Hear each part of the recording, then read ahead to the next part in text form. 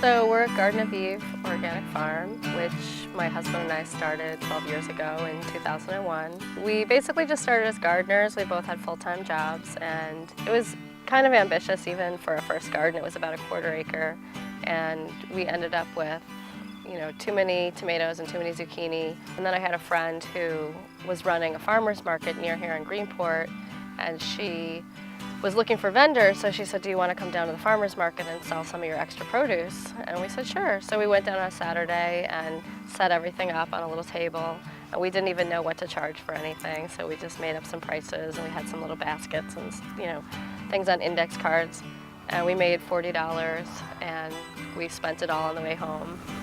And now it's 12 years later, and we have about 50 acres of vegetables, 3 farmers markets, and close to 1,500 households that we do community-supported agriculture for. We were doing farmers markets, but we were growing. We knew we were going to have more produce, and we knew that we were going to have more produce than our market could accommodate. Because at that time we were selling in New York City and Manhattan at a farmer's market, and a lot of people go on vacation in the summer, so they ironically were all coming out here and not staying in Manhattan to buy our vegetables.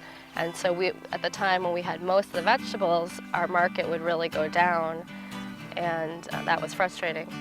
So we knew some other local organic farmers, and we had heard that they were setting up community-supported agriculture programs through a partnership with Just Food. The next spring, they matched us with our community group on the Upper West Side of Manhattan, and that was our first CSA group. To be able to have the ability to get enough for your product so that you can treat the land right is really important, and I think we've seen the improvement in the quality of our soils, and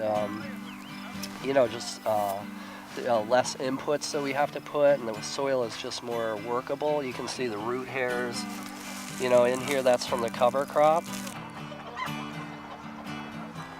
There's over 1,000 chickens right now, and they take up almost an acre of land.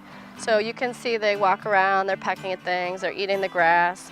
This is some of the rye cover crop, and triticale, which is a kind of weed. So as it ripens, they actually get to eat it right off the grass. So instead of us bringing the grain to them, they get to eat some of the grain where it is.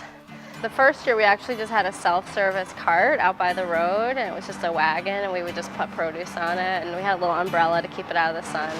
Yeah, and then people were always asking us, like, oh, can we go in your greenhouse and get some starts for our garden? And then they were literally going into our greenhouse where we had all the crops for the field, and they were trying to pull out different plants to buy to take home. So then finally we said, oh, we should really just put these in pots so people can take them home. We sell obviously all our own produce, so we like having kind of a front desk for the farm.